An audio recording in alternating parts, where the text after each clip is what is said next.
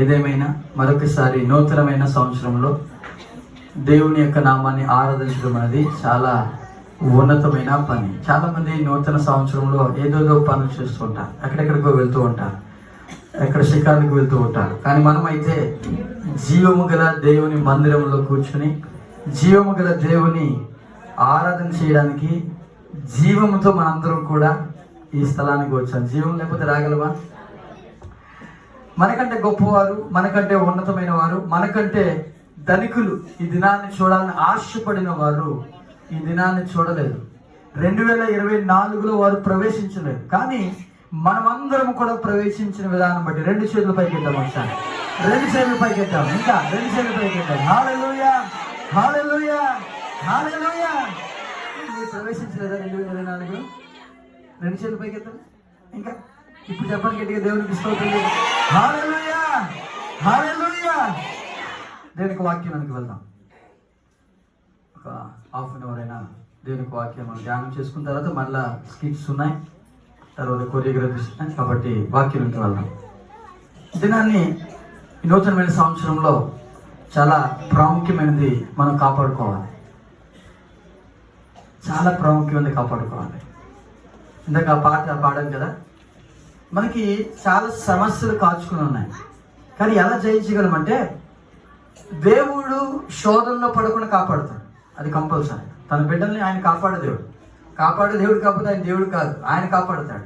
మనం ఏం చేయాలంటే మెలకువ కలిగి ప్రార్థిస్తూ ప్రతి సమస్యను ఏం చేయాలంటే జయించుకుంటూ మనం ముందుకు వెళ్ళాలి. గట్టిగా దేవునికి స్తోత్రం. హల్లెలూయా. కొన్నిసార్లు దేవుడు మనకి సిగ్గు కలిగిస్తాడంట. ఆ మాట చదవండి ఒకసారి. కీర్తన 83:16 చదవండి. కీర్తన 83:16. యెహోవా వారు నీ నామమును వెదుకున్నట్లు వారికి పూర్ణ అవమానము. ఇది ఒక భక్తుడు ప్రార్థన చేస్తున్నాడు. ఏంటి కలగాలంట? అవమానం కలగాలి. ఎందుకు అవమానం కలగాలి అంటే ఆ పైన ఉంది కదా, వారు నీ నామమును వెదుకున్నట్లు. అంతే. ఎప్పుడైనా మనకి అవమానం కలిగితేనే దేవుని దగ్గరికి వస్తాం, లేదా వస్తామా? అవమానం కలిగితేనే. అందుకే అక్కడ రాయబడిన మాట ఏంటి తెలుసా? యెహోవా వారు నీ యొక్క నామమును వెతకాలి అంటే కంపల్సరీగా ఏం కలగజేయాలి? వారికి అవమానం, వారికి సమస్యలు కలగజేయి, వారికి ఇబ్బందులు కలిగించాయి. అప్పుడే కదా మనం ఏం చేస్తాము? దేవుని దగ్గరికి వస్తాం. లేకపోతే ఏం చేస్తాము? దేవుని దగ్గరికి వస్తామా? మన హృదయాన్ని కఠినం చేసుకుంటూ ఉంటాం, ఇంకా కఠినం చేసుకుంటూ ఉంటాం. అయితే ఈ దినాన్ని వాక్యాన్ని మనం ధ్యానం చేసుకుందాం. ఒకసారి పిక్చర్ చూడండి, మీకు చూపిస్తూ నేను మాట్లాడతాను. ఏం కనబడుతుంది ఇక్కడ మీకు? ఏం కనబడుతుంది? హార్ట్. అబ్బాయి ఇంగ్లీష్లో చెప్తున్నారు మీరు, ఇంగ్లీష్లో చెప్తున్నారు. చక్కటి. మనందరికీ ఒకటి అలవాటు ఏంటంటే కొన్ని పదాలు తెలుగులో అర్థం కాదు. ఆఫీస్ అంటే తెలుసు ఎవరికైనా? తెలుసు ఈజీగా. ఆఫీస్ని తెలుగులో ఏమంటాం? ఉన్నారైతే కొంతమంది ఉన్నారు. కార్యాలయం కదా. ఈ రోజుల్లో ఆపరేషన్ అంటాం మనం. దాని తెలుగులో తెలుసా? తెలీదు. సర్జరీ, అది కూడా ఇంగ్లీష్ వర్డే. శస్త్రచికిత్స. ఇది అందరికీ నోరు తెలియదు కొంతమంది.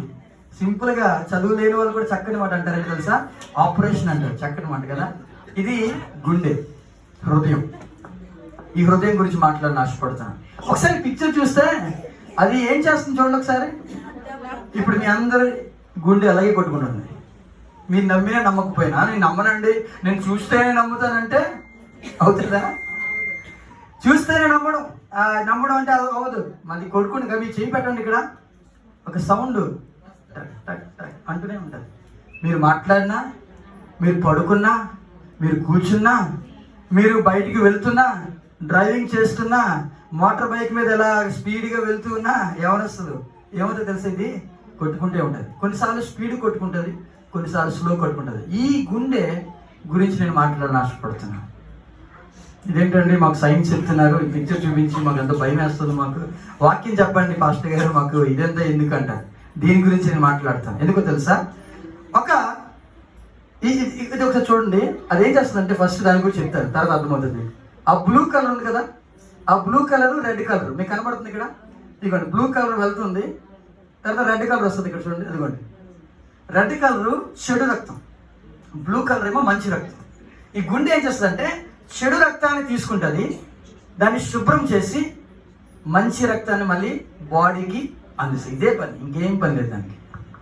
మరి చెప్తున్నాను, గుండె ఏం చేస్తుందంటే ఈ చెడు రక్తాన్ని తీసుకుంటుంది, ఈ మంచి రక్తాన్ని సరఫరా చేస్తుంది బాడీలో ఉన్న ప్రతి పార్ట్కి. కొన్నిసార్లు రక్తం వెళ్ళలేదంటారు, విన్నారు ఎప్పుడేమైనా? రక్తం క్లాట్ అయిపోయిందంట, చాలా ప్రాబ్లమ్స్ వస్తాయి. అంటే రక్తం వెళ్ళాలి, వెళ్ళకపోతే ఏమవుతుంది, ఆగిపోతే ఏమవుతుంది? తర్వాత మళ్ళీ రక్తం కూడా ఎలాగెళ్ళో తెలుసా? స్పీడ్గా వెళ్ళకూడదు, అలాగని మరీ స్లోగా వెళ్ళకూడదు. దాన్ని బీపీ అంటారు, బ్లడ్ ప్రెషర్ అంటారు. స్పీడ్గా వెళ్ళిన ప్రమాదమే, స్లోగా వెళ్ళిన ప్రమాదమే. లో blood pressure, high blood pressure, ఈ రెండు కూడా చాలా. ఇక్కడ సిస్టర్ లిల్లీ ఉంది, చక్కగా మెడికల్ మరి చదువుతుంది కాబట్టి అన్నీ తెలుసు. సో నేను మాట్లాడితే ఇంకా బాగోదు, వాళ్ళు తెలిసిన జ్ఞానం కన్నా మనకి చాలా తక్కువ. అయితే ఈ యొక్క గుండె ఏం చేస్తుంది అంటే ఈ రక్తాన్ని ఏం చేస్తుంది అంటే కంట్రోల్ చేస్తుంది. రెండు, ఒకటి రక్తాన్ని సరఫరా చేస్తుంది, మంచి రక్తంగా మారుస్తుంది, మంచి రక్తాన్ని సరఫరా చేస్తుంది.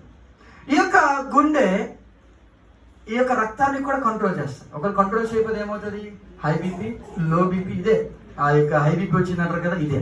అయితే ఈ గుండె గురించి నేను మాట్లాడాలని ఆశపడుతున్నాను. ఈ గుండె మనందరికీ కూడా ఇదే పని చేస్తుంది. నువ్వు చిన్న పిల్లోడైనా, పెద్దోడైనా, ముసలోడైనా నీ గుండె చేసేది ఇదే. ఒకరు ఇది చేయలేకపోతే నువ్వు కంపల్సరీగా డాక్టర్ గారి దగ్గరికి వెళ్ళి, అయ్యా నా గుండె పని చేయట్లేదు, చేయండి, మీరు ఆపరేషన్ చేయండి అంటే కంపల్సరీ వారు ఆపరేషన్ చేస్తారు, కొన్ని లక్షలు తీసుకుంటారు, వారు చేస్తారు. గుండె ఆపరేషన్ చాలా డేంజరస్. అయితే ఒకసారి ఒక ప్రశ్న అడుగుతాను, ఈ గుండె ఒకటే ఉంది కదా, రెండుంటే ఏమవుతుంది? ఒక వ్యక్తి అన్నాడు, ఏ man without a heart is wonder, but A man with 2 hearts is monster. అంటే అసలు హృదయం లేనివాడు గురించి ఆశ్చర్యపడవచ్చు, కానీ 2 హృదయాలు కలిగిన వాడైతే అతడు ఒక జంతువు, మాన్స్టర్ అన్నాడు. ఈరోజు ఈ యొక్క హృదయం గురించి నేను మాట్లాడాలని ఆశపడుతున్నాను. 3 రకాల హృదయాలు చెప్పాను కదా. ఇది గుండె యొక్క పనితీరు. ఒకటి బ్లడ్ని తీసుకుంటుంది, దాని యొక్క డీఆక్సిజనరేటెడ్ బ్లడ్ని తీసుకుంటుంది, అంటే చెడు రక్తాన్ని తీసుకుంటుంది, అది పంపిణీ చేస్తుంటుంది, మంచి రక్తంగా మారుస్తుంది. అంతేకాదు మెయింటైనింగ్ బ్లడ్ ప్రెషర్, అంటే ఈ యొక్క రక్తము వెళ్తున్నప్పుడు దాన్ని కంట్రోల్ చేస్తూ ఉంటుంది. దీనికి వాక్యం జరుగుతాం. సామెతల గ్రంథం 4వ అధ్యాయము 23వ వచనం. ఇది నా యొక్క అంశము, దేవుడు ఎట్టి హృదయాన్ని కోరుకుంటూ ఉన్నాడు. సామెతల గ్రంథం 4వ అధ్యాయము 23వ వచనం చదవండి.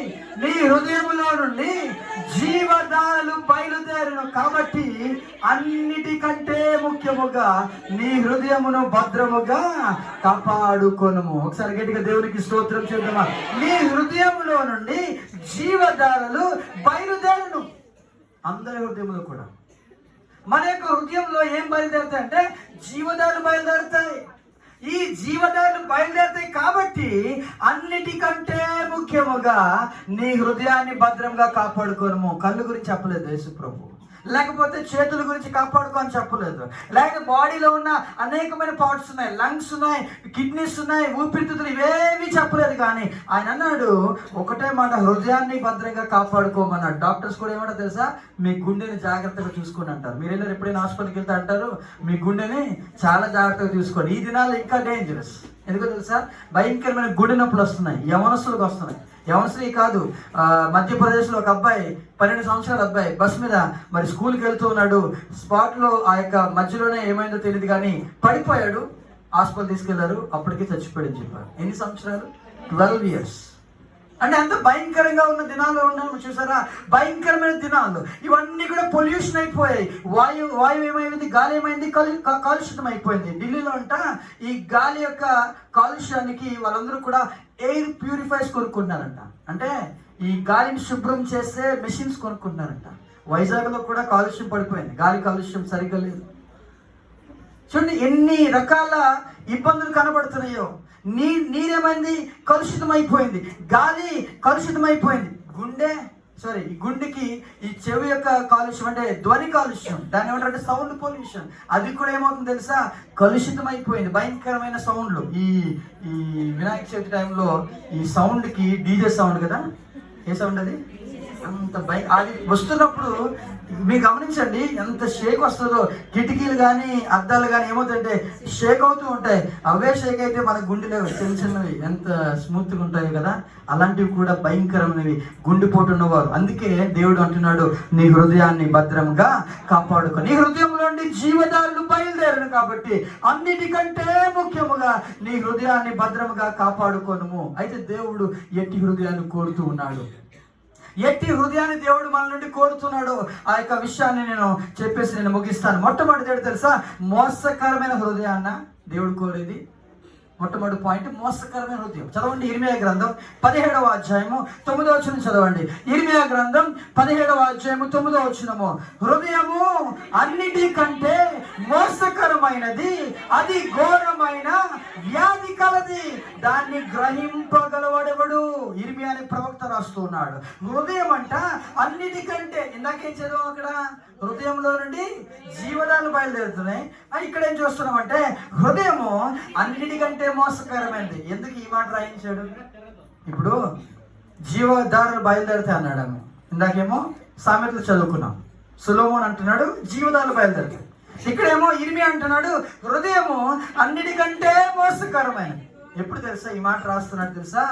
యేసు ప్రభు రాకముందు ఈ మాట తెలియజేస్తున్నాడు. సొలొమోను యేసు ప్రభు వచ్చిన తర్వాత ఉన్న ఆ యొక్క వైఖరి గురించి సొలొమోను మాట్లాడుతున్నాడు. యేసు ప్రభు రాకముందు ఉన్న గుండె లేక హృదయం ఎలాంటిదంటే బైబిల్ చెప్తూ ఉంది, హృదయము అన్నింటికంటే మోసకరమైనది. దానికి ఒక వ్యాధి కూడా ఉన్నది. ఏ వ్యాధి తెలుసా?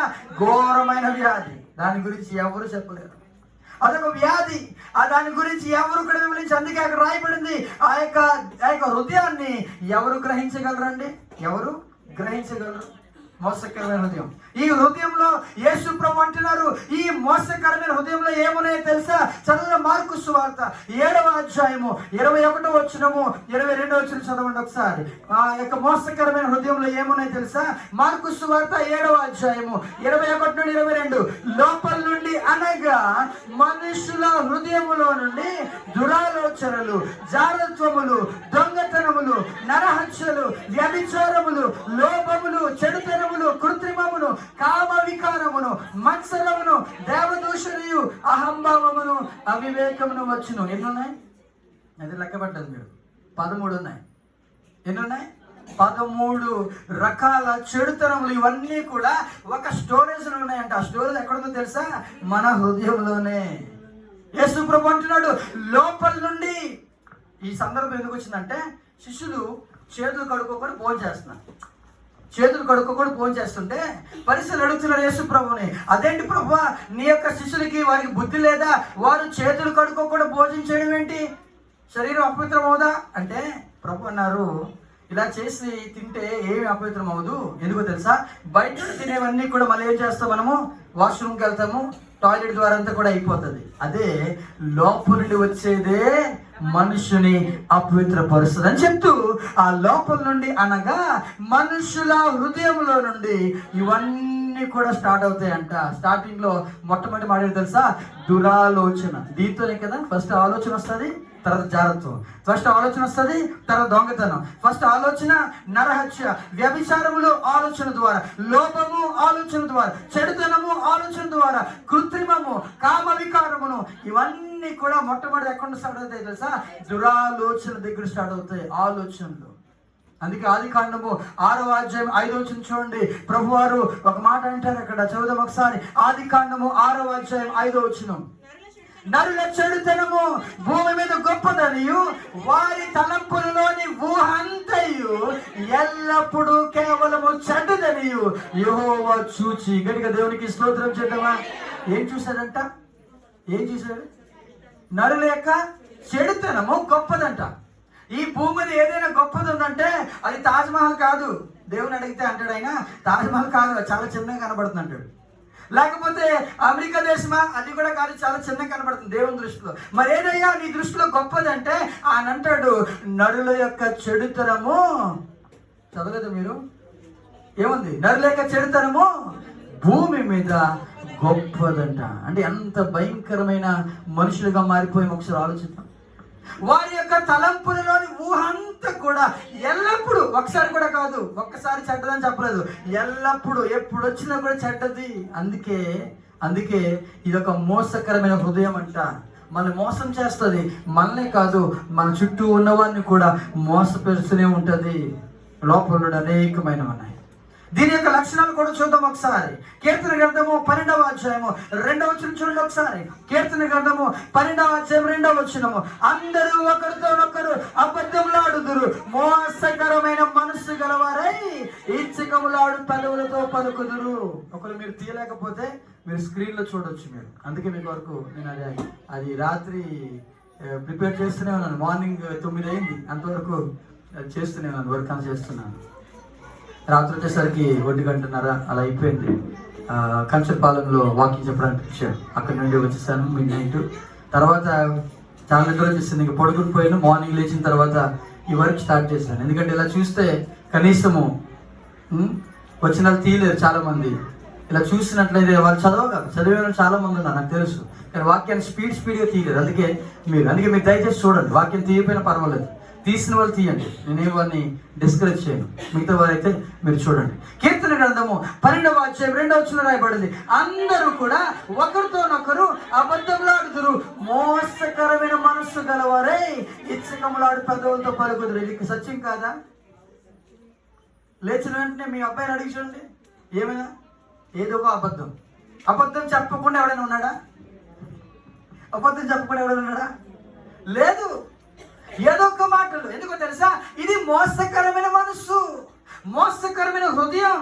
నోరు ఇప్పితే చాలు అబద్ధాలు అంటారు చాలా మంది. ఈ మాట వినేమంటారు, నోరు ఇప్పితే చాలు ఆడు పనికి మాట్లాడండి, ఆడు నోరు ఇప్పితే అన్నీ కూడా అబద్ధాలే. ఎందుకు? వాడి హృదయం నిండిన దాన్ని బట్టే ఒకరి నోరంట మాట్లాడుతుందంట. గట్టిగా దేవునికి స్తోత్రం చేద్దాం. ఆడి హృదయంలో అబద్ధాలు ఉన్నాయి, ఆడి హృదయము మోసకరమైనది కాబట్టి అన్ని అబద్ధాలు కనబడుతూ ఉన్నాయి. అయితే ఈ మోసకరమైన హృదయం యొక్క లక్షణాలు చూద్దాం ఒకసారి. మోసకరమైన హృదయం యొక్క లక్షణాల్లో మొట్టమొదటిది తెలుసా? ఇతర దేవతలను జ్ఞాపకం చేసుకుంటుంది. ఇర్మియా గ్రంథం 17వ అధ్యాయం 1వ వచనం చదవండి ఒకసారి.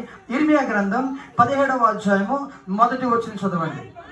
వారి కుమారులు తాము కట్టిన బలిపీఠములను పచ్చని చెట్టు క్రింద ఉన్న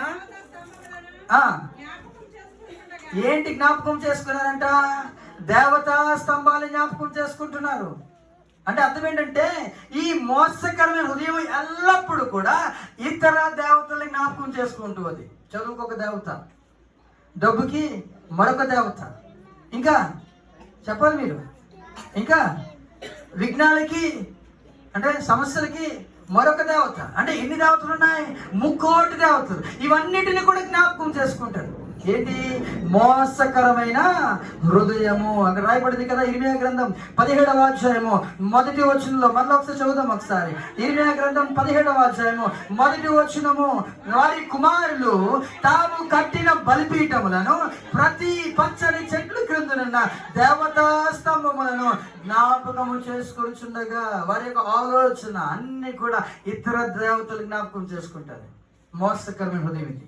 రెండవది, పాపము చెక్కబడి ఉంటది ఆ యొక్క హృదయం మీద. ఇర్మియా గ్రంథం 17వ అధ్యాయంలోనే 2వ వచనము, యూదా పాపము ఇనుప గంటముతో వ్రాయబడినది. చాలండి, దేంతో రాయబడిందంట? ఇనుప గంటముతో. వారి యొక్క హృదయంలో పాపం అలా రాసి ఉంటదంట. దొంగతనము, ఇంకా నరహత్య, వ్యభిచారము, జారత్వము, ఇందాక చదువు కదా, లోపల నుండి ఏవైతే ఉన్నాయో 13 రకాల పాపములన్నీ కూడా రాసి ఉంటదంట. క్లియర్గా రాసి ఉంటదంట. పాపము ఇనుప గంటముతో. మూడవది, దేవునికి నిత్యము కోపము తెప్పించేది మోసకరమైన హృదయం. 4వ వచనం చూడండి, మీరు నిత్యము రగులుచుండు కోపము నాకు పుట్టించిందిరి. వీరి ద్వారా ఎప్పుడు కోపమే దేవునికి. మోసకరమైన హృదయము ఎప్పుడు మోసం చేస్తూనే ఉంటది, దేవునికి కోపము తెప్పిస్తుంది. అంతేకాదు 4వదిగా మనుషులను ఆశ్రయిస్తుంది. ఈ మోసకరమైన హృదయం ఏం చేస్తుంది తెలుసా? మనుషులు నమ్ముతుంది, దేవుని నమ్మదు. డాక్టర్స్ నమ్ముతుంది, దేవుని నమ్మదు. మెడిసిన్ నమ్ముతుంది, దేవుని నమ్మదు. చూడండి 5వ వచనం చూసినట్లయితే, యెహోవా ఇలాగు సెలవిచ్చుచున్నాడు, నరులను ఆశ్రయించి శరీరాన్ని తనకు ఆధారముగా చేసుకొనుచు తన హృదయమును యెహోవా మీద నుండి తొలగించుకొనివాడు శాపగ్రస్తుడు. మనుషులను ఆశ్రయిస్తుంది ఈ మోసకరమైన హృదయం. అంతేకాదు, దేవుని మీద అస్సలు ఆధారపడదు. 5వ వచనంలోనే రాయబడింది, దేవుని నుండి తన హృదయాన్ని ఏం చేస్తాడు తెలుసా? తొలగించుకుంటూ ఉంటుంది. దేవుడు అనే మాట ఎత్తదు. దేవుడు అనే మాట 5 రకాల లక్షణాలు. ఇతర దేవతలను జ్ఞాపకం చేసుకుంటుంది, పాపము చెక్కబడి ఉంటుంది, దేవునికి నిత్యము కోపం తెప్పిస్తుంది, మనుషులను ఆశ్రయిస్తుంది, దేవుని అస్సలు కూడా లెక్క చేయదు, ఆధారపడదు. ఇది మోసకరమైన హృదయం. ఎంతమంది ఉన్నారు ఈ మోసకరమైన హృదయం? దేవుని అదే యేసు ప్రభుని నమ్మని వారందరి యొక్క హృదయ పరిస్థితి ఇదే. నీవు నమ్మినా నమ్మకపోయినా, ఆడు చాలా మంచోడండి అంటాం, మంచోడే. ఆడి హృదయం ఎలాంటి తెలుసా? ఇది ఒక సామెత ఉంటుంది కదా, పైకి చాలా బాగా కనబడతాయి కానీ లోపలంతా కూడా ఎలా ఉంటుంది? పైకి బాగా కనబడతాడు, లోపల అసలైంది. కానీ దేవుడు దేని చూస్తాను తెలుసా? ఆ లోపల దాన్ని చూస్తున్నాడు. గట్టిగా దేవునికి స్తోత్రం చేద్దాం. దేవుడు చూసేది మన హృదయాన్నండి, మన యొక్క బాహ్య రూపాన్ని దేవుడు చూడటం లేదు. ఆయన మన అందరి యొక్క హృదయాన్ని చూస్తున్నాడు. నీ హృదయ పరిస్థితి ఎలా ఉంది? మోసకరమైన హృదయము యేసు ప్రభుని నమ్మని హృదయం. ఇంకా ఇక్కడ ఎవరైనా యేసు ప్రభుని నమ్మని వారు ఉంటే, నీవు నమ్మినా నమ్మకపోయినా నీ హృదయం యొక్క లక్షణాలు ఇవే. ఏంటో తెలుసా? ఇతర దేవతలను జ్ఞాపకం చేసుకుంటుంది, పాపము చెక్కబడి ఉంటుంది, దేవునికి నిత్యము కోపము తెప్పిస్తుంది, మనుషులను ఆశ్రయిస్తుంది, దేవుని మీద అస్సలు ఆధారపడదు. అపొస్తలుల కార్యముల గ్రంథం 8వ అధ్యాయము 21వ వచనంలో ఒక వ్యక్తి కనబడుతున్నాడు, మోసకరమైన హృదయంతో అతను బాధపడుతున్నాడు. అతని పేరు గారడీ సీమోన్. చదువుదాం ఒకసారి. అపొస్తలుల కార్యములు 8వ అధ్యాయము 21వ వచనంలో పేతురు అంటాడు, నీ హృదయము దేవుని ఎదుట సరైనది కాదు. ఏంటి సరైనది కాదంట? నీ హృదయము దేవుని ఎదుట. అప్పటికతడు యేసు ప్రభుని మరి విన్నాడు, దేవుని యొక్క మాటలు విన్నాడు, వెళ్ళి బాప్తీసం తీసుకున్నాడు. అందరూ తీసుకున్నాడు అంతే. అతను నమ్మలేదు, మారు మనసు లేదు. బాగా గమనిస్తున్నారు ఈ మాట. బాప్తీసం తీసుకున్నాడు, ఈ ఫిలిప్పుతో కలిసి సువార్తకి వెళ్ళిపోతూ ఉన్నాడు ఆ వ్యక్తి. మీరు ఆ అధ్యాయం అంతా ఇంటికి వెళ్ళి చదవండి. గారడీ సీమోన్ అతను ఒక మెజిషియన్, బ్లాక్ మ్యాజిక్ చేస్తూ ఉంటాడు. ఆ యొక్క మ్యాజిక్ లో అనేక మందిని తిప్పుకున్నాడు తనతో పాటు. చూడండి అతని లక్షణాలు చూద్దాం ఒకసారి. గారడీ సీమోన్ ఒక గొప్పవాడని చెప్పుకుంటున్నాడు. ఏంటది? మొట్టమొదటిది ఒక గొప్పవాడు అంటే ఎందుకో తెలుసా? మ్యాజిక్ చేస్తూ ఉన్నాడు. ఆ మ్యాజిక్ లో తాను ఒక గొప్పవాడని చెప్పుకుంటూ ఉన్నాడు. మోసకరమైన హృదయం ఎప్పుడు ఏం చెప్తుంది తెలుసా? నేను గొప్ప అని చెప్తుంది. వినాలి ఈ మాట, నేను గొప్ప అని చెప్తుంది. స్టూడెంట్స్లో ఎక్కువ కనబడుతుంది ఈ మాట, నేనే గొప్ప. కానీ మోసం లేని హృదయం, యేసు ప్రభువుని అంగీకరించిన హృదయం ఏమని చెప్తే తెలుసా? నేను కాదు, దేవుడే గొప్ప. గట్టిగా దేవునికి స్తోత్రం చెప్తాను. ఎవరు గొప్ప? ఆమేన్. మోసకరమైన హృదయం ఎప్పుడు కూడా మోసం చేస్తూ ఉంటుంది. ఏంటో తెలుసా? నేనే గొప్ప అని మోసం చేసుకుంటున్నావు నువ్వు. అదే చేశాడు గారడీ సీమోన్. అంతేకాదు ఆ చుట్టూ ఉన్న ప్రజలందరూ కూడా ఏమన్నా తెలుసా? దేవుని మహాశక్తి అని ప్రజలు చెప్పుకుంటూ ఉన్నారు. ఆ వ్యక్తిని పొగుడుతూ ఉన్నారు. పొగుడు వారికి శ్రమ అంట బైబిల్ చెప్తుంది. మూడవదిగా పరిశుద్ధాత్మ యొక్క అధికారాన్ని డబ్బుతో కొనాలని అనుకున్నాడంట. ఏ అధికారం అంట? పరిశుద్ధాత్మ యొక్క అధికారాన్ని అంటున్నాడు. డబ్బులు అయితే తీసుకొచ్చాడు, తను బ్లాక్ మ్యాజిక్ చేశాడు. ఆ మ్యాజిక్ వచ్చిన డబ్బులన్నీ కూడా తీసుకొచ్చి ఆ యొక్క పేతురు దగ్గర పెట్టి అన్నాడు, ఇదిగో ఈ అధికారం నాకు ఇవ్వా, నేను కూడా ఎవరి మీద చేతులు వేస్తానో వారి మీద పరిశుద్ధాత్మ రావాలి, అలాగా మీరు నాకు అధికారం ఇవ్వండి అంటే పేతురు అన్న మాట ఏంటి తెలుసా? నీ హృదయము సరైనది కాదు. అపొస్తలుల కార్యములు 8వ అధ్యాయము 22వ వచనం చూసినట్లయితే, కాబట్టి ఈ నీ చెడుతనము మానుకొని మారు మనస్సు పొంది ప్రభువును వేడుకొనుము. గట్టిగా దేవునికి స్తోత్రం చేద్దామా? ఏంటి పొందాలంట?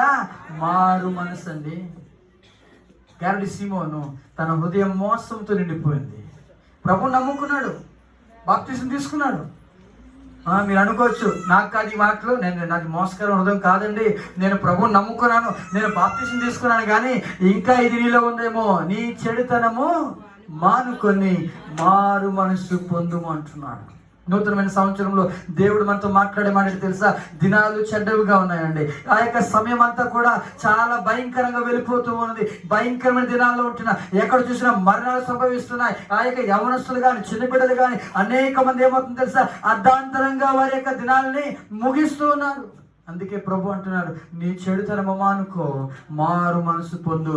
ఒకవేళ నీ హృదయాలోచన క్షమింపబడవచ్చును. హృదయాలోచన మోసకరమైన హృదయం ఇది, మోసకరమైన హృదయం. అందుకే దేవుడు కోరుకుంటున్నాడు. సామెతల గ్రంథం 23వ అధ్యాయము 26వ వచనం చూడండి. నా కుమారుడా, నీ హృదయమును నాకిమ్ము.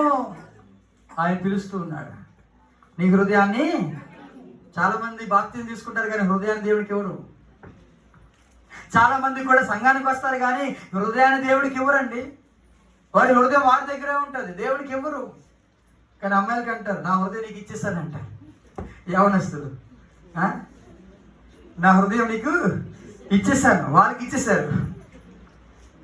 భర్త ఏమో భార్యతో అంటాడు, నా హృదయం నీకు ఇచ్చేసాను అంటాడు. పెళ్ళైన కొత్తలో. కానీ దేవుడు అడుగుతున్నాడు, నా కుమారుడా, నీ హృదయాన్ని నాకిమ్ము, నా మార్గములు నీ కన్నులకు ఇంపుగా ఉండనిమ్ము. దేవుడు ఎందుకు అడుగుతున్నాడు హృదయాన్ని? దేవుడు ఎందుకు అడుగుతున్నాడు హృదయాన్ని? ఉన్నది ఒకటే హృదయం కదా, అది ఇచ్చేమన్నాడు. ఎందుకు ఇమ్మన్నాడు? చదవండి. యెహెజ్కేలు గ్రంథం 36వ అధ్యాయము 25వ వచనం చదువుదామా. మీ అపవిత్రత పోవునట్లు నేను మీ మీద శుద్ధ జలము చల్లుదును, మీ విగ్రహముల వలన మీకు కలిగిన అపవిత్రత అంతయు తీసివేసదను, నూతన హృదయం మీకు ఇచ్చేదను. గట్టిగా దేవునికి స్తోత్రం చేద్దామా. హల్లెలూయా. ఏంటంట? అపవిత్రత యావత్తు పోనట్లు శుద్ధ జలాన్ని చల్లుతానంటాడు. శుద్ధ జలం. తర్వాత మీ విగ్రహముల వలన మీకు కలిగిన అపవిత్రత. అదేంటండి విగ్రహముల అపవిత్రత? వారేమో ఏం చేస్తారు? విగ్రహాలను ఏం చేస్తారు? పవిత్రత కోసం చేస్తారు. మరి దేవుడు ఏమంటున్నాడు? ఈ మాట చూసారా? మీ విగ్రహముల వలన మీకు కలిగిన. వారు ఎంత బ్లైండ్ లో ఉన్నాడు ఒకసారి ఆలోచిద్దాం. అందుకే పౌలు అంటాడు, వారి యొక్క నేత్రములంట ఈ లోకాధికారి మూసివేశారంట. గుడ్డితనం, అంధత్వం కలుగజేశాడు. వారు అనుకున్నారు, నేను విగ్రహం దగ్గరికి వెళ్ళి నేను మొక్కుతుంటే నాకు పవిత్రత వస్తుంది అనుకున్నారు. కానీ ఏమొస్తుంది తెలుసా? అపవిత్రతే వస్తుందండి. అందుకే దేవుడు పిలుస్తున్నాడు, రమ్మంటున్నాడు. అపవిత్రత వస్తుంది. ఆయన అంటున్నట్టుగో, మీ అపవిత్రత అంతా కూడా తీసేస్తాను, మీ యొక్క విగ్రహముల వల్ల కలిగిన అపవిత్ర అంతా కూడా నేను రిమూవ్ చేస్తాను, నూతన హృదయాన్ని మీకు ఇస్తాను. గట్టిగా దేవునికి స్తోత్రం చేద్దామా. నూతన స్వభావం మీకు ఇస్తాను, రాతి గుండె మీలో తీసివేసి మాంసపు గుండెని ఇస్తాను, నా ఆత్మను మీ అందు ఉంచుతాను. గట్టిగా దేవునికి స్తోత్రం చేద్దామా. మోసకరమైన హృదయం నీ దగ్గర ఉంటే ప్రభుకి ఇచ్చేస్తాయి, ఆయన నూతన హృదయాన్ని మీకు ఇస్తాను. నూతన హృదయం. ఆ నూతన హృదయంతో నువ్వు చక్కగా దేవుని యొక్క నామాన్ని మహిమపరచొచ్చు. రెండోదికి వెళ్ళిపోదామా. మొట్టమొదటి ఏంటి? దేవుడు కోరేది ఏంటి? మోసకర హృదయాన్న కాదు. రెండవది, రెండు రకాల హృదయాలు. ఇంకా చెప్పాలంటే రెండు గుండెలు. ఇందాక అడిగాను కదా, రెండు గుండెలు అని ఇక్కడ వస్తుంది. ఇది చాలా డేంజరస్ అండి. చదువుదాం ఒకసారి. యెషయా గ్రంథం 29వ అధ్యాయం 13వ వచనం. యెషయా గ్రంథం 29వ అధ్యాయము 13వ వచనం. ప్రభు ఇలాగ సెలవిచ్చుచున్నాడు, ఈ ప్రజలు నోటి మాటతో నద్దకు వస్తున్నారు, పెదవులతో నన్ను గనపరుస్తున్నారు, కానీ తమ హృదయమును నాకు దూరము చేసుకుని ఉన్నారు. వారు నా ఎడల చూపు భయభక్తులు మానవుల విధులను బట్టి నేర్చుకునినవి. ఈ మాట చూడండి ఒకసారి. వస్తున్నారు, వారు నోటి మాటతో వస్తున్నారు, పెదవులతో గనపరుస్తున్నారు.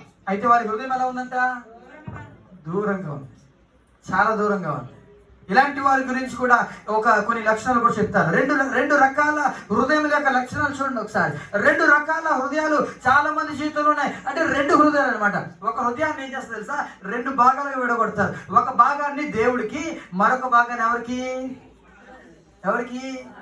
లోకానికి. సాతానికి ఎవరులేండి? సాతానికి ఎవరు? సాతానికి ఇస్తారా? ఎవరైనా ఇస్తారా? పోయి ఇస్తారా? కానీ సాతాను యొక్క అంచులకి ఇస్తారు. టీవీలకి, సినిమాలకి ఇస్తారా? చాలా మంది ఒప్పుకుంటారు. అవును, ఒప్పుకోవాలి, దేవుని మందిరంలో ఒప్పుకోవాలి. చాలా మంది కూడా ఈ హృదయాన్ని రెండు భాగాలు చేస్తున్నారు. ఒకటేమో పూర్ణ హృదయంతో దేవుని ఆరాధన చేస్తున్నారు, సగం హృదయంతో. రెండో సగం ఉందే, ఆ సగంతో పూర్ణ హృదయంతో వెళ్ళిపోయి ఎక్కడికి వెళ్తున్నారు ఇప్పుడు? లోకము సంబంధమైన వాటి. ఇది రెండు రకాల హృదయాలు. ఈ యొక్క హృదయం గురించి దేనికి వాక్యం చెబుతుంది? యాకోబు పత్రిక 1వ అధ్యాయం కొద్దాం ఒకసారి. యాకోబు పత్రిక 1వ అధ్యాయము, యాకోబు పత్రిక 1వ అధ్యాయము 6వ వచనం చూడండి ఒకసారి.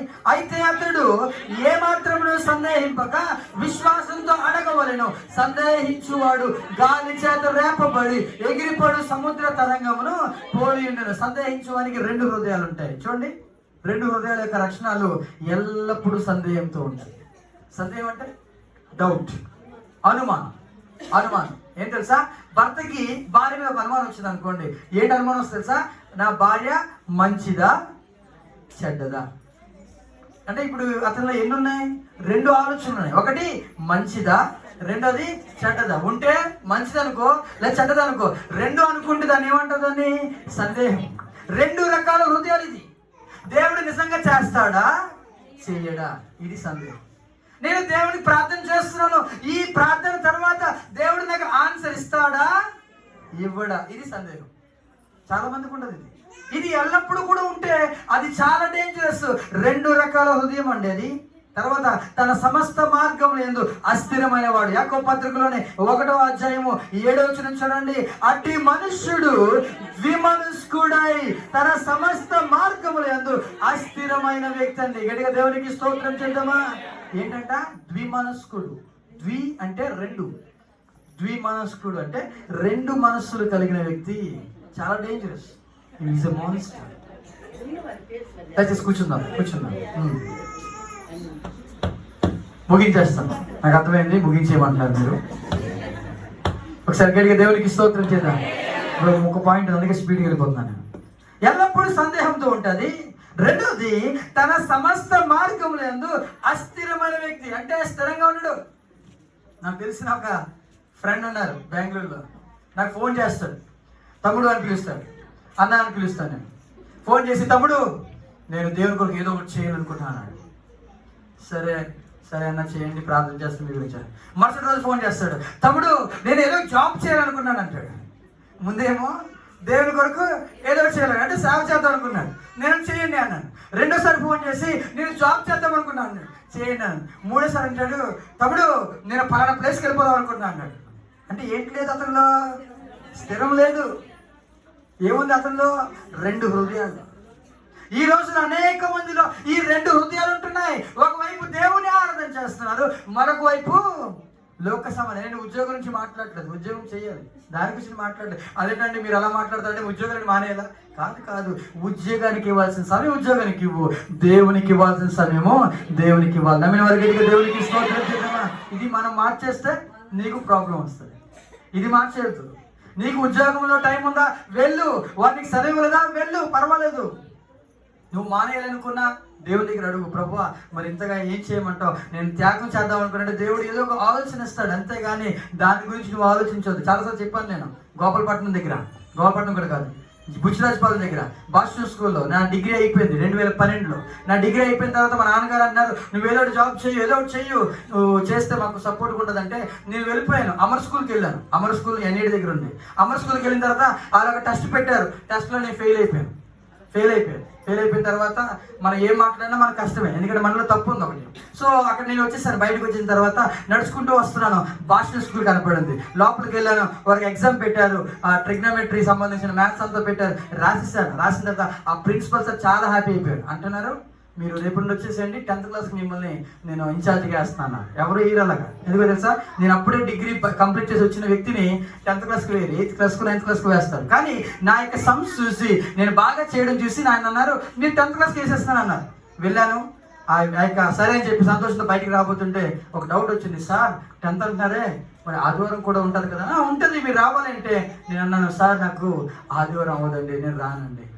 అంటే నేను చర్చికి వెళ్ళాలండి, నేను పాస్టర్ గారి అబ్బాయిని, నేను చర్చిలో ఉండాలంటే ఆ వ్యక్తి అన్నాడు, అలా కుదరదు అంటే. వెంటనే అన్నాను, సార్ నాకు ఈ యొక్క జాబ్ వద్దు, నేను వెళ్ళిపోతాను, వేరే చూసుకుంటా అంటే. ఆ వ్యక్తి అన్నాడు, రండి సార్, మీరు ఎన్ని ఆదివారాలు కావాలంటే అన్ని ఆదివారాలు సెలవు తీసుకోండి, మీరు ఖచ్చితంగా రావాలండి. గట్టిగా దేవునికి స్తోత్రం కదా.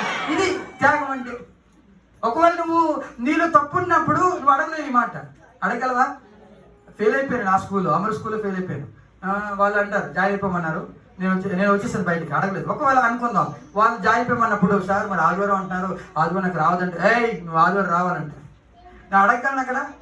అందుకే మనం తప్పు లేకుండా చూసుకోవాలి. తప్పు లేకుండా నువ్వు ఎన్నిసార్లు నువ్వు ఎలాగ కాన్ఫిడెంట్ అడిగినా కూడా దేవుడు నీ పక్షాన ఉంటాడు.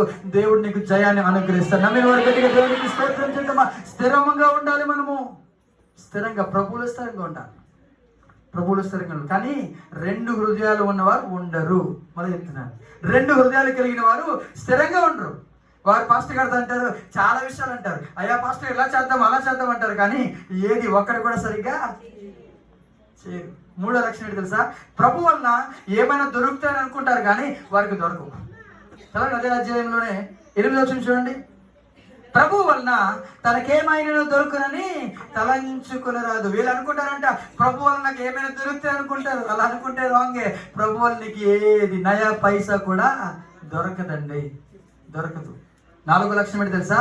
ఈ 2 రకాల హృదయాలు సాతానుకి గొప్ప ఆయుధం. ఎఫెసీ పత్రిక 4వ అధ్యాయము 27వ వచనంలో రాయబడింది, అపవాదికి చోటియకుడి. అపవాదికి ఎలా చోటిస్తున్నాము? సగం హృదయంలో దేవుణ్ణి, సగం హృదయంలో లోకాన్ని పెడితే ఆ లోకము ద్వారా సాతాను ఏమవుతాడు తెలుసా? హృదయంలోనికి వస్తూ ఉన్నాడు. అపవాదికి చోటు ఇవ్వద్దు. మీకు తెలుసా, ఇది సాతాను యొక్క ఆయుధం. నల్లగా వస్తాడు. మీకు ఈ స్టోరీ తెలిసి ఉంటుంది. ఒక వ్యక్తి అంట ఎడారిలో అతను ఒంటి తీసుకెళ్లి అతను వేరే ప్రాంతానికి వెళ్తున్నాడంట. చాలా చలికాలము. అయితే ఆ ప్రాంతం మధ్యలోకి వచ్చేసరికి అతను ఏం చేశాడంటే ఇంకా వెళ్ళలేక నైట్ అయిపోయింది. ఒక టెంట్ వేసుకున్నాడంట. టెంట్ వేసుకుని ఆ ఒంటిని బయట పెట్టాడంట. ఇతను లోపల హాయిగా పడుకున్నాడంట. మధ్యరాత్రి ఎందుకో ఒంటి పిలిచిందంట. అయ్యగారు అని పిలిచిందంట. ఏంటి అని అడిగాడు. నాకు కొంచెం చోటిస్తారా అని అడిగాను. సరే, ఎంత చోటు కావాలంటే నేను నా తలను పెట్టుకుంటాను, నా తలని లోపల పెట్టుకుంటాను, భయంకరమైన మంచు పడుతుంది, దయచేసి కొంత చోటు ఇవ్వండి అంటే సరే అని చెప్పి కొంత చోటు ఇచ్చాడంట. తల పెట్టుకుందంట లోపల. మరి 1 గంట పోయి అడిగిందంట, అయ్యగారు నాకు కొద్దిగా ఇంకా చలిగా ఉంది, నా వెనక భాగం అంతా కూడా ఇంకా కొద్దిగా చోటు పెట్టుకుంటా అంటే సరే అన్నాడంట. ఇంకా కొద్ది లోపలికి వచ్చిందంట. అదంట, అయ్యగారు నా వెనకాల ఇంకా చలిగా ఉంటుందండి, కొద్ది ఇంకా పెట్టుకుంటా అంటే సరే అన్నాడంట. లోపలికి వచ్చిందంట. అతని బయటికి తోసి వేసిందంట. ఇదే జరుగుతుంది సాతానికి చోటు ఇచ్చినప్పుడు. చిన్న చోటు సాతానికి ఇచ్చినప్పుడు అతను ఏం చేస్తాడు తెలుసా? పూర్తిగా దేవుణ్ణి కూడా పూర్తిగా త్రోసి వేసి ఆ యొక్క ప్లేస్ ని ఆక్రమించుకుంటాడు. అందుకే అపవాదికి చోటు ఇయ్యకుడి. గట్టిగా దేవునికి స్తోత్రం చేద్దాం. బైబిల్లో 2వ రాసిన గ్రంథం 17వ అధ్యాయం 41వ వచనం చూసినట్లయితే ఇక్కడ ఒక విచిత్రమైన మాట కనబడుతుంది. గడిచిన 29వ తారీఖున నేను వాక్యాన్ని ధ్యానం చేస్తున్నప్పుడు ఈ మాట ద్వారా ప్రభువుతో మాట్లాడాడు. ఆ ప్రజలు అలాగున యెహోవా యందు భయభక్తులు గలవారు అయినను తాము పెట్టుకున్న విగ్రహములను పూజించుచు వచ్చిరి. ఈ అండర్లైన్ మాట చూడండి ఒకసారి. యెహోవా యందు భయభక్తులు గలవారు అయినను అని ఆగి తాము పెట్టుకున్న విగ్రహాలను పూజించి వచ్చేది. ఇదేంటండి? వారు భయభక్తులు ఉన్నారంట, రెండోది విగ్రహాన్ని పూజిస్తున్నారంట. ఇదే చాలా మంది క్రైస్తవులు ఇదే చేస్తున్నారు. వారు విగ్రహం నుంచి పెట్టుకుంటున్నారు. విగ్రహం అంటే నేను మాట్లాడే ఈ యొక్క విగ్రహం గురించి కాదు. దేవుని కంటే ఏదైతే ఎక్కువగా ప్రేమిస్తామో అది మన జీవితంలో ఒక విగ్రహము. దాన్ని పెట్టుకుని వారు ఏం చేస్తున్నారు తెలుసా? పూజిస్తున్నారు. ఒకవైపు ఏమో భయభక్తులు కలిగి జీవిస్తున్నారు, రెండో వైపు ఏమో విగ్రహాన్ని పూజిస్తున్నారు. 2వ రాజుల గ్రంథం 5వ అధ్యాయము 26వ వచనంలో కూడా ఒక వ్యక్తి కనబడుతున్నారు. అతని పేరు గెహజీ. అతను కూడా అదే చేశాడు. ఏం చేశాడు? అతను ఎలీషా వారితో, ఆ మనుషుడు తన రథము దిగి నిన్ను ఎదుర్కొంటకు తిరిగి వచ్చినప్పుడు నా మనసు నీతో కూడా రాలేదా? దేవుడి సేవకుడితోనే ఉంటున్నాడు, కానీ ఆలోచన ఏముంది? ద్రవ్యమును, వస్త్రములను, ఒలీవ చెట్ల తోటలను, ద్రాక్ష తోటలను, గొర్రెలను, ఎడ్లను. ఓహో, ఎన్ని ఉన్నాయో ఆలోచనలు. అతనికి మైండ్లో నిండిపోయింది. ఇంత సంపాదించుకోవాలి, ఇంతవరకు నేను జీవించాలి అని అనుకుంటూ ఉన్న ఆ యొక్క గెహాజీ ఉన్నాడు. 2 రకాల హృదయాలండి ఇవి. ఒకటేమో దేవుని కోసం అంటాము, రెండోదేమో తన కోసం. మూడోది కూడా నేను చెప్పి ముగిస్తాను. 2 రకాల హృదయాలను దేవుడు ఇష్టపడు. హోషేయ గ్రంథం 10వ అధ్యాయము 2వ వచనంలో రాయబడింది, వారి మనస్సు కపటమైనది కనుక వారు త్వరలోనే తమ అపరాధములకు శిక్ష నందుదురు. గనుక దేవునికి స్తోత్రం చేద్దామా. 2 రకాల హృదయాలు డేంజరస్, 2 రకాల మనసులు డేంజరస్. అవి కపటమైన మనస్సు, కపటమైన ఆలోచనలు. వారు త్వరలోనే తమ అపరాధములకు శిక్ష నందుతారు. గనుక దేవునికి స్తోత్రం చేద్దాం. విడిచిపెట్టడు దేవుడు. ఇప్పుడు బాగుండొచ్చు కానీ త్వరలోనే వారికి శిక్ష ఉంటుందంట. మూడోది కూడా చెప్పి నేను ముగిస్తాను. దేవునికి వాక్యం సెలవిస్తుంది. లూకా సువార్త 16వ అధ్యాయం 13వ వచనం, ఏ సేవకుడును 2 యజమానులను సేవింపలేడు. వాడు ఒకరిని ద్వేషించి ఒకరిని ప్రేమించును, లేక ఒకరిని అనుసరించి ఒకరిని తృణీకరించును. మీరు దేవునిని సిరిని సేవింపలేరు. గనుక దేవునికి స్తోత్రం చేయడమా. ఇక్కడ సిరి అని రాయబడింది కానీ ఇంగ్లీష్లో మనీ కాదు. అది ఇంగ్లీష్లో మనీ కాదు, మ్యామన్ అని రాయబడింది. డబ్బు కాదు. మ్యామన్ అంటే డబ్బు. ఇంకేదైనా నీకు ఇష్టమైనది ఏదైనా ఉంటే అది అక్కడ పెట్టుకోవచ్చు. దేవుణ్ణి సినిమా, దేవుణ్ణి సీరియల్, దేవుణ్ణి లోక సంబంధమైన, దేవుణ్ణి సినిమా పాటలు. ఇది చాలామంది దేవుని పాటలకి డ్యాన్స్ చేస్తారు. ఇక్కడ చక్కగా డ్యాన్స్ చేస్తారు. బయటికి వెళ్తుంది వెళ్ళనట్లేదు నేను. బయటికి వెళ్ళాక మళ్ళీ ఏదైనా చిన్న ప్రోగ్రామ్ ఉంటాయి కదా, వాళ్ళు పెట్టుకుంటారు కదా చిన్న ప్రోగ్రామ్ టెంట్ వేసుకుని, అక్కడ చూడాలి అసలైన స్వరూపాలు. అక్కడ కనపడుతుంది వారు ఎలా డ్యాన్స్ చేస్తారంటే ఆ డీజే పాటలకి ఇంకా స్టేజ్ అంతా కూడా దద్దరిల్లిపోదండి. ఇది 2 రకాల హృదయాలు. వద్దు, చాలా డేంజరస్. త్వరలో వారికి శిక్ష ఉంటుంది. ఈ మాట నేనేమి నవ్వుతూ చెప్పట్లేదు, చాలా భారంతో నేను మాట్లాడుతున్నాను. అలాంటి వ్యక్తులకి ప్రోత్సహించొద్దు. అలాంటి వ్యక్తులు బెల్ట్ తీసుకుని కొట్టండి. ఏం చేయాలి? బెల్ట్ తీసుకుని తల్లిదండ్రులు ఏం చేయాలి? బెల్ట్ తీసుకుని వెళ్ళి వాళ్ళ వెనకాల వెళ్ళండి. ఆ స్టేజ్ మీద వేసేది దెబ్బలు, చిన్నపిల్లలకు అలాంటివి వేస్తాయి. మూడోదికి వెళ్ళిపోదామా. దేవుడు కోరేది ఏంటో తెలుసా? అంగీకరించబడే హృదయం. కనుక దేవుడికి స్తోత్రం చేయడం. మొట్టమొదటిది మోసకరమైన హృదయం అంటే దేవుడు కోరుకోవట్లేదు. రెండవది 2 రకాల హృదయాలను కూడా దేవుడు కోరుకోవట్లేదు. మూడవది ఏంటి తెలుసా? అంగీకరించబడే హృదయం. హెబ్రీ పత్రిక 10వ అధ్యాయము 22వ వచనం చూద్దాం. మనస్సాక్షికి కల్మషము తోచుకున్నట్లు ప్రోక్షించబడిన హృదయములు గలవారము. ఎలాంటి హృదయాలు? ప్రోక్షించబడిన హృదయాలు. నిర్మలమైన ఉదకముతో స్నానము చేసిన శరీరములు గలవారున్నాయండి. విశ్వాస విషయంలో సంపూర్ణ నిశ్చయత కలిగి యథార్థమైన హృదయముతో మనము దేవుని సన్నిధానమునకు చేరుదము. నమ్మిన వారి గట్టిగా దేవునికి స్తోత్రం చేద్దాం. ఇది మాత్రమే అంగీకరించబడే హృదయం అండి. నీ హృదయం కడగబడిందా? నీ హృదయం యథార్థమైన హృదయంగా ఉందా? నువ్వు దేవుని సన్నిధికి వచ్చినప్పుడు నీ హృదయం ఎలా ఉంది చెక్ చేసుకోవాలి. నువ్వు దేవుని మందిరంకి వెళ్ళినప్పుడు నీ ప్రవర్తన ఎలా ఉందో నువ్వు జాగ్రత్తగా చూసుకోవాలి. ఎందుకో తెలుసా? దేవుడు ఆకాశం అందున్నాడు, మనం భూమి మీద ఉన్నాము. మనం బహు జాగ్రత్తగా దేవుని సన్నిధికి రావాలి.